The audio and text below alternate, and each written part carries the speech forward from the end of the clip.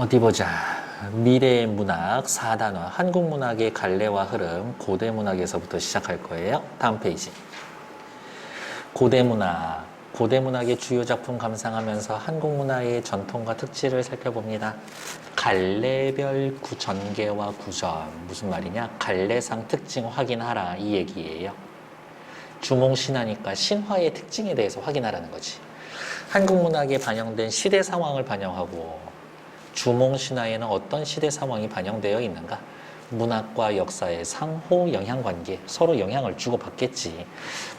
밑에 나와 있는 거는 딱히 보실 필요도 없고요. 밑에 이 단원에서의 배울 내용, 주몽신화, 주몽의 생애와 업적을 이야기한 동그라미, 건국신화다. 그러니까 우리는 신화의 특징에 대해서 꼭 배워야 한다. 공모도화가 제목이 혹시 뭔지는 알아요? 님이여 물을 건너지 말아요. 노래. 그러니까 온통 님이여 물을 건너지 마시오. 그 얘기 계속 나오잖아요. 남편을 잃은 슬픔을 간절하면서도 애절하게 읊은 고대 가요다. 고대 가요의 전개 과정이라고 해서 4단 구성인데 그 내용만 확인하시면 됩니다. 자연스럽게 될 거고. 다음 203쪽. 주몽신화. 고구려를 건국한 주몽의 생애를 나타내고 있다. 그러니까 당연히 밑줄 건국신화다. 진짜 사실인가? 뻥이 너무 많지. 역사적 사실과 상상력이 결합되어 있다. 중요한 얘기는 뭐다? 천손강림, 하늘의 자손이 내려왔다. 난생, 아래서 태어난다. 동물이 키워준다. 기아, 굶주림, 시련을 당한다. 요소가 있어서 신화의 전기 특징과 전개 과정, 인물의 삶을 이해할 수 있다. 이런 스토리로 이어진 것들이 많이 이어질 거거든요. 그래서 한 줄기를 이용하고 있다. 밑에 글의 종류는요. 건국, 신화, 설화, 건국, 신화. 알아두어야 될 거는 뭐냐? 설화, 입에서 입으로 전해지는 이야기에는 신화도 있고 전설도 있고 민담도 있다. 그래서 얘네들 셋이 어떻게 구별할 건가? 크게 구별하진 않아도 적어도 신화의 특징은 확인을 하자. 신화적이고요. 서사적이라는 말은 스토리가 있다는 얘기인 거고 인물, 사건, 배경이 있어요. 그러면 서사적이다. 주몽이 나라를 건설하는 만든 사람이니까 영웅적이겠지. 주제, 고귀한 혈통을 지니고 있는 주몽의 영웅적 업적, 그리고 내목함, 영웅의 일대기적 구성, 요 개념은 엄청 중요합니다.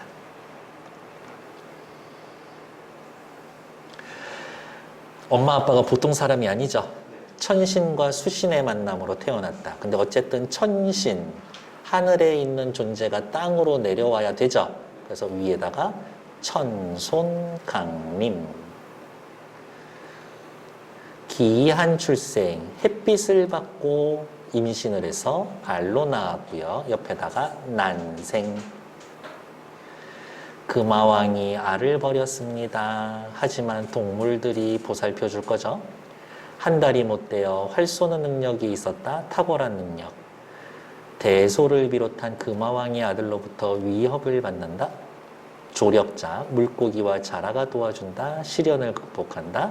결국엔 고구려 건국하고 왕이 된다. 어쨌든 뭐예요? 태어날 때부터 건국할 때까지 밑줄, 일대기적 구성. 천손강림 난생 등 여러 신화적 요소가 있다. 요런 시 요소를 모티프라고도 합니다. 모티프. 후대 영웅 서사 문학의 구조에 영향을 줘서 비슷한 이야기들 많이 있다. 밑에 감상열기 딱히 보실 거 없고요. 다음 204페이지. 이제 내용 확인하러 가야 되겠지. 부여왕 헤루브는 산천에 제사하여 고년이라는 곳의 돌 아래에서 아들 금와를 얻었다. 이 와는 개구리 와자예요.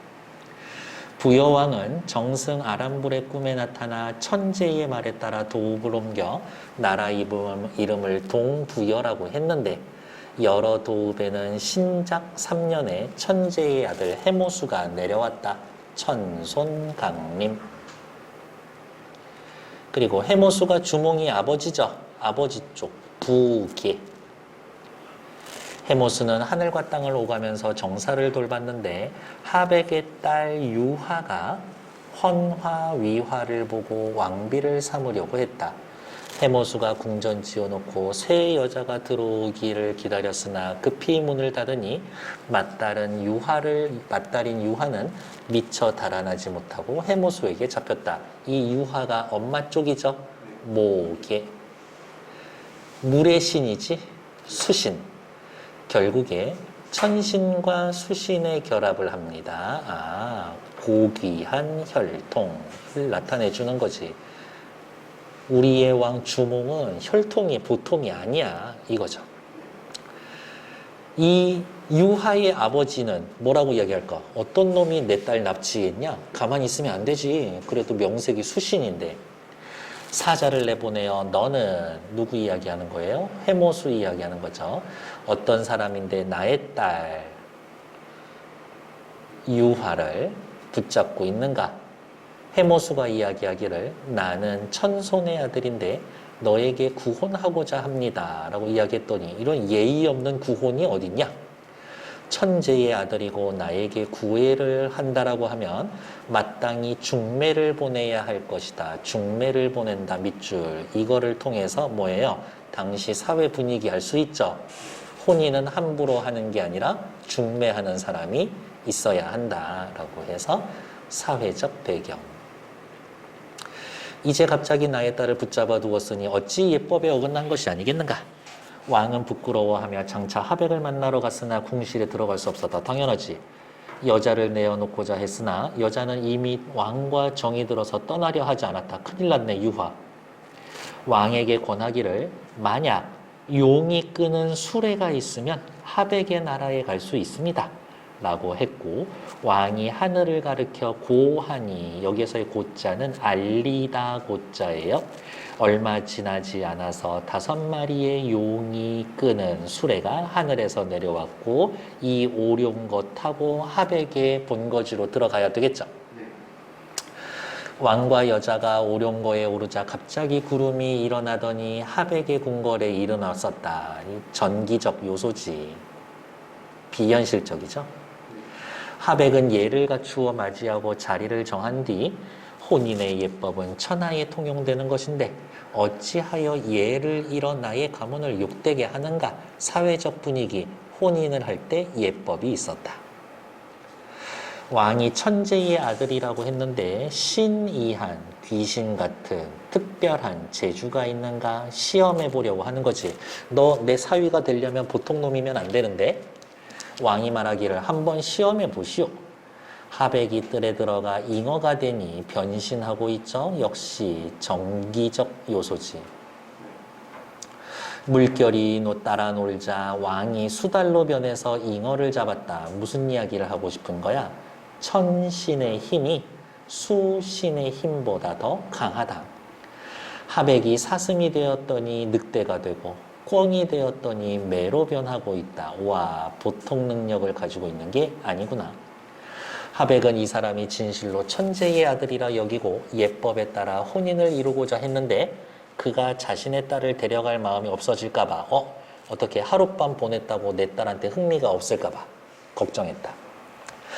잔치를 베풀고 술을 권하여 크게 취하게 한 뒤 딸과 함께 작은 혁여의 술에 상자에 넣어서 하늘로 올라가게 했다.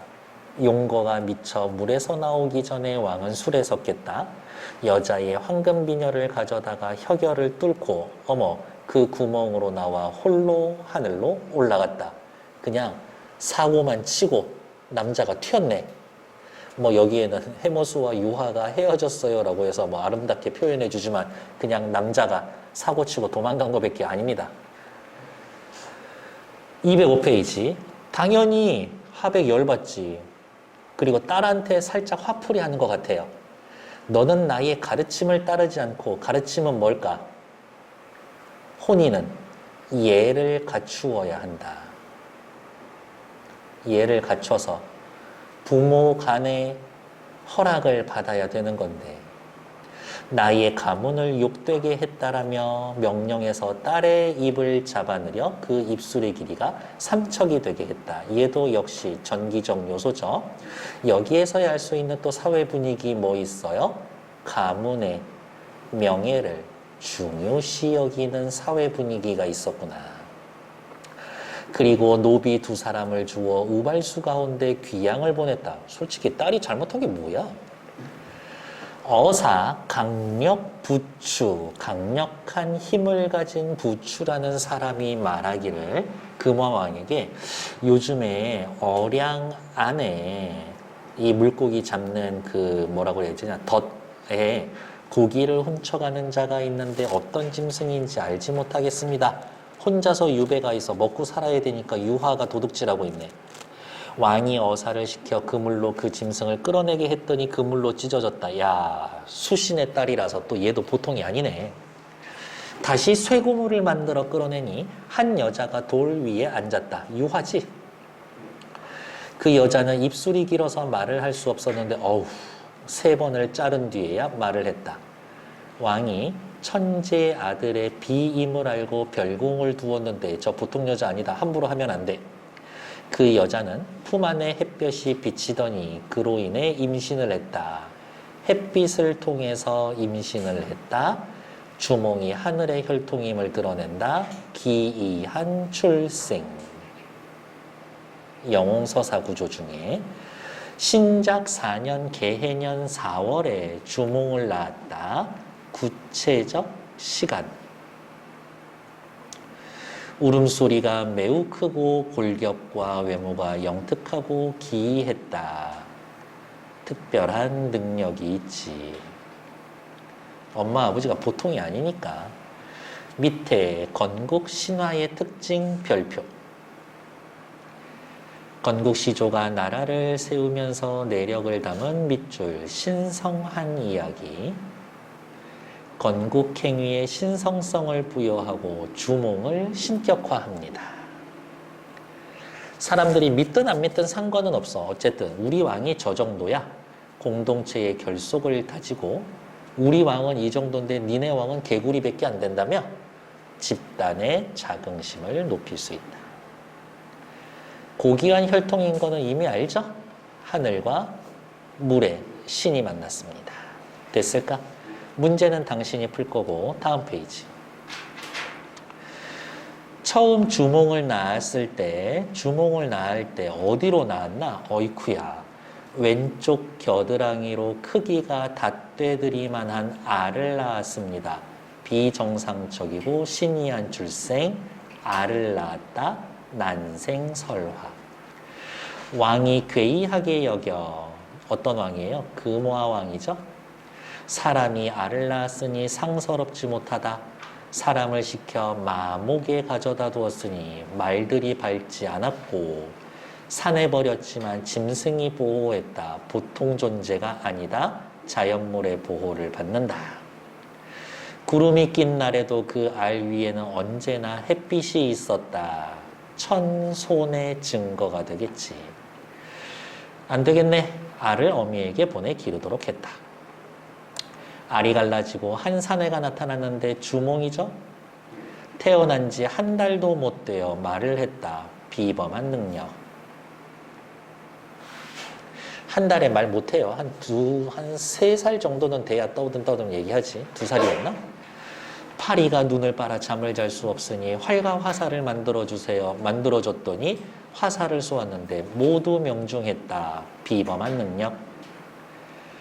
부여에서는 활 잘 쏘는 사람을 주몽이라고 불렀는데 이때부터 이름이 주몽이겠네.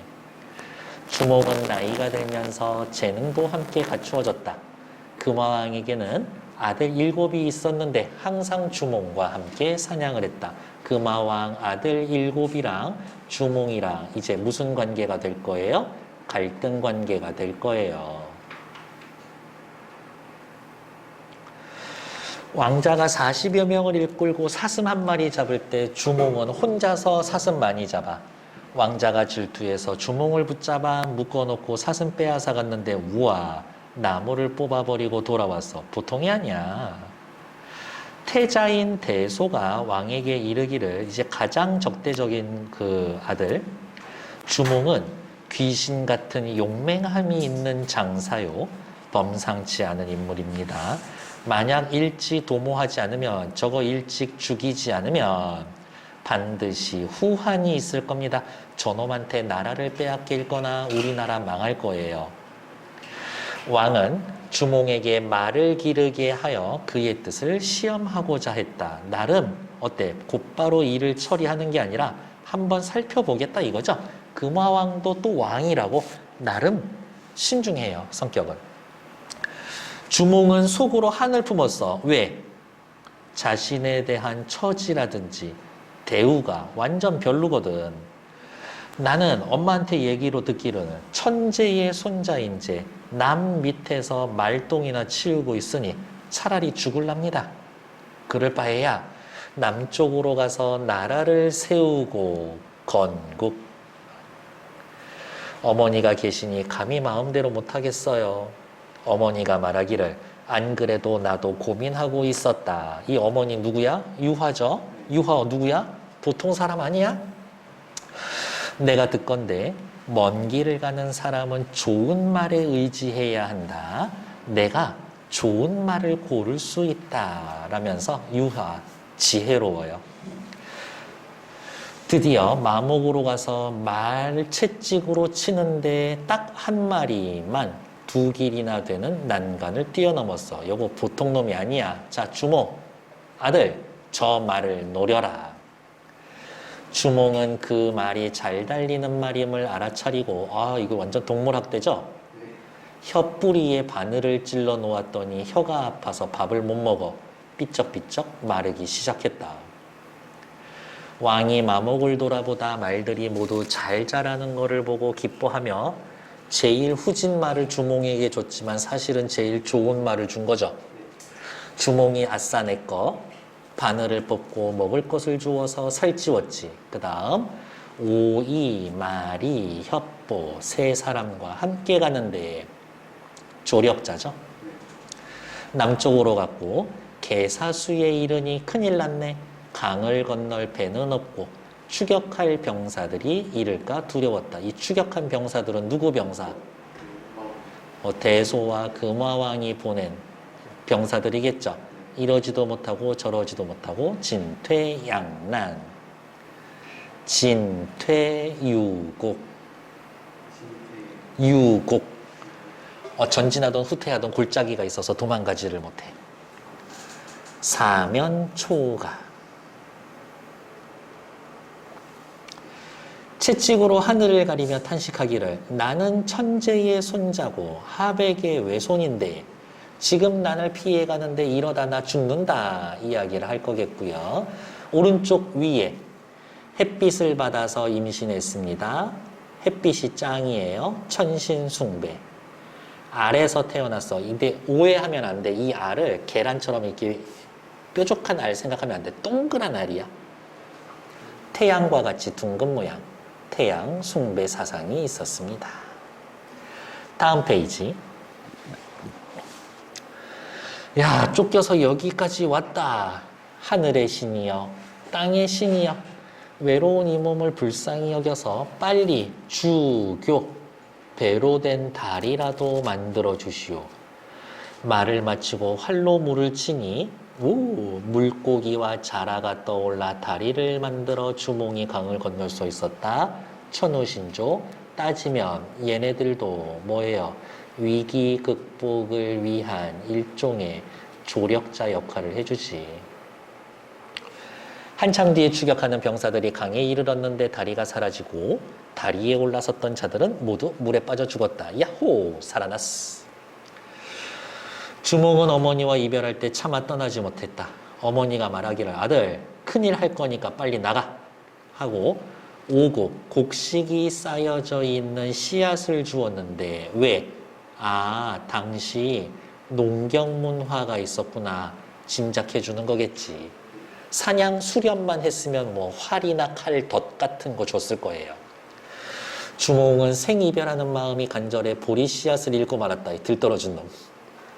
큰 나무 아래서 쉬는데 비둘기 한 쌍이 날아와 분명히 신목께서 땅의 신이 보리 씨앗을 보낸 거다라고 해서 활 쏴서 잡아서 목구멍 벌려봤더니 아까 그 보리 씨 찾았어. 비둘기한테 정신 차려 했더니 다시 살아나서 날아갔다. 뻥이지. 활 쏴서 죽고 목구멍 찢었는데 어떻게 살아 이거. 신이 하고 비범한 능력이 있다. 죽은 자도 살릴 수 있어요 이거지. 왕은 스스로 띠 자리 위에 앉아 신하와 임금의 위계를 대략 전했다. 임금 신하 위계 질서를 세웠다. 나라를 세웠다. 나라의 체계를 세웠습니다. 됐나요? 네. 역시 주몽하면 송일국이지. 새쌍둥이 아버지. 모르죠? 한 20년 됐을걸? 그 드라마도? 위기 극복 과정, 질투를 받고 엄마가 떠나라고 하고 친구들, 조력자와 만나서 떠나다가 위기 처했을 때 물고기 자라가 다리를 만들어줬고요. 강을 건너고 나라를 만들었습니다. 뭐 별 어려운 얘기는 아니죠? 이게 중요한 게 아니라 뭐가 중요하다? 영웅서사 구조가 중요하다. 그래서 다시 네모. 이게 중요한 얘기다. 앞부분에서 읽었으니까 확인은 할 거고요. 시험 문제는 아마 이런 식일 거예요. A, B, C, D, E 해놓고 C는 어디에 해당될까요? 어릴 때 버림받음. A는 어디에 해당될까요? 고귀한 혈통.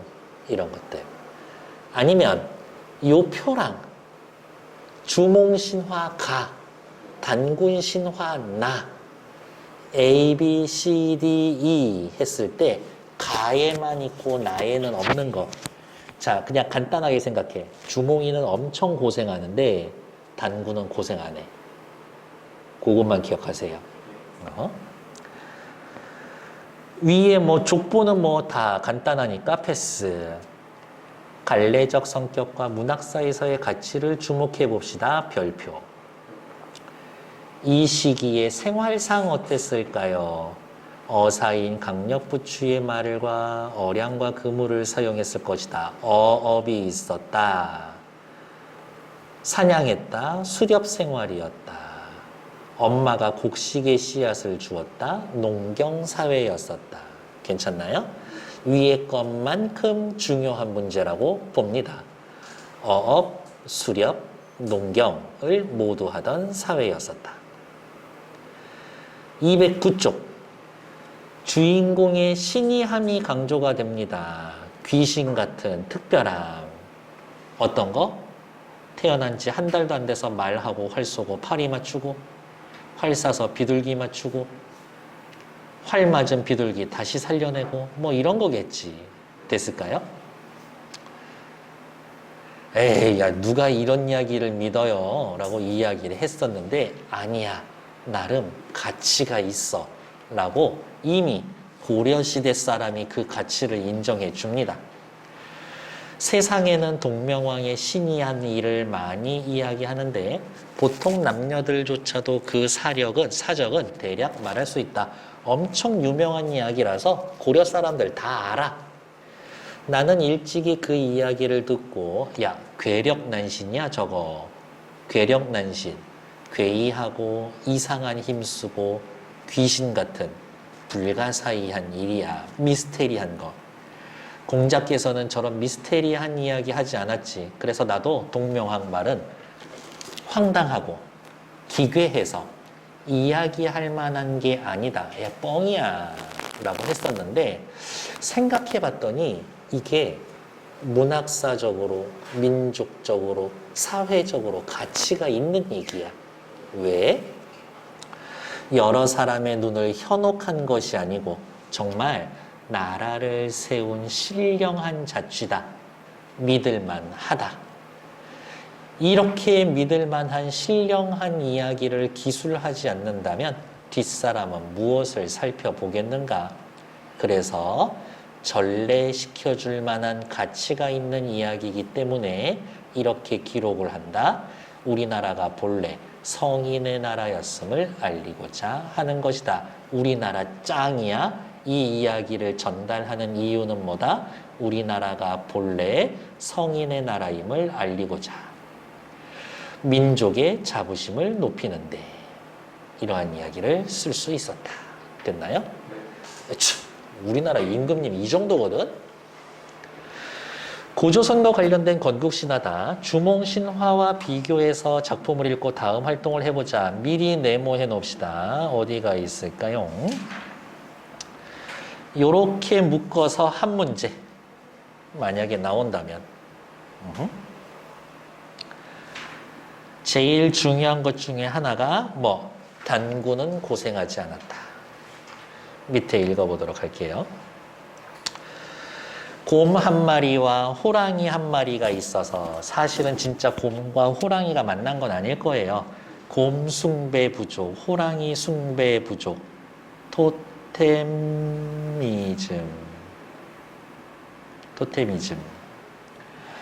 같은 굴에 살면서 항상 신령스러운 환웅에게 이 환웅은 어디에서 왔어요? 하늘에서 왔습니다. 원래 마을엔 곰 부족, 호랑이 부족이 있었거든요. 그래서 얘네를 원래 그 땅에 살고 있었던 선주족.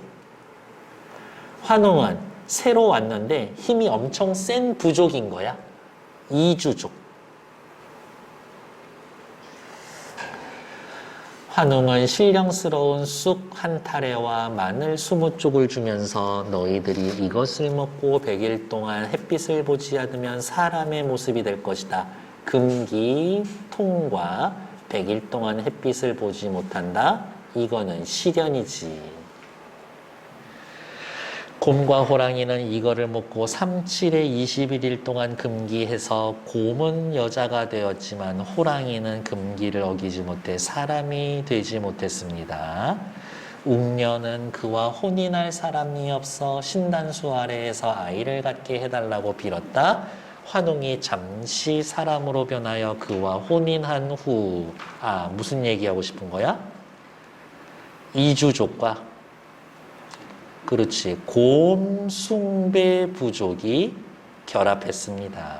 이 이야기를 해주고 싶은 거지. 웅녀가 아이를 임신하여 아이를 낳았으니 이름을 단군왕검이라고 해놨습니다. 근데 단군은 종교적 제사장, 왕검은 정치적 짱이기 때문에 밑줄 고조선은 재정일치 사회, 정치와 종교가 일치된 사회였었다. 210페이지. 단군 신화도 건국 신화죠? 신화적이고요. 상징적이죠. 그렇지. 뭐 상징적이야? 곰, 호랑이, 그 다음에 뭐 환웅 이런 애들 다 상징적이지. 단군의 탄생과 고조선의 건국, 홍익인간의 이념과 단일민족의 역사성. 사실 홍익인간의 이념을 가지고 있는 건 단군 아버지 환웅이에요. 홍익인간의 건국 이념을 제시한다. 천손하강의 모티프가 지나간다. 어머, 이거는 뭐하고? 주몽하고 비슷하죠.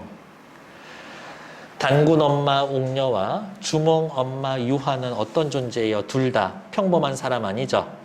건국시조의 어머니 신이한 존재. 둘 다 고난을 겪었다. 고생한 건 엄마들이라고. 물론 주몽이도 고생했지만 주몽과 단군의 차이. 주몽은 알에서 태어났고 단군은 웅녀가 임신해서 태어났다. 사람으로 태어났죠? 신화전설 민담에는 금지하는 요소가 있습니다. 단군 신화의 금지 뭐예요? 이것만 먹고 100일 동안 햇빛 보지 말아라. 이거죠? 큰 일을 이루기 위해선 시련이 필요하다. 됐나요? 네. 됐고 뭐 딱히 보실 것 없고요. 네, 다음 시간부터 해서 공무도화가 또 계속 이어서 나올 거예요. 오케이.